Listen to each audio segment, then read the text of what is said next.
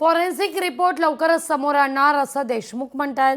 घटनेला सुरुवातीपासून राजकीय रंग दिला जातोय असं देखील अनिल देशमुख यांनी स्पष्ट केलं आहे।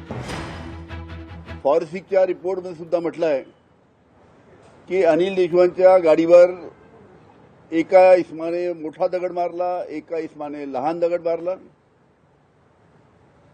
आणि त्याच्यानंतर अनिल देशमुखांच्या गाडीची काच फुटून काचेची जखम त्यांच्या कपाळाला झाली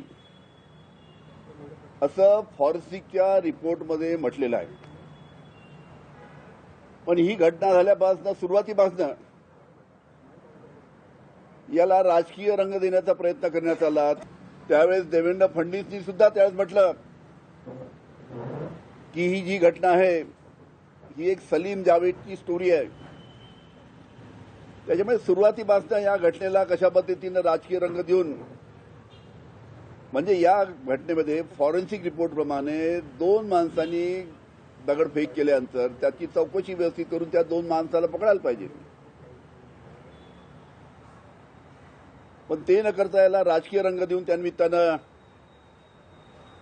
बी समोरील रिपोर्ट त्यानिमित्तानं सादर केलेला आहे। लोकशाही मराठी ऐका, पहा, जागरूक रहा।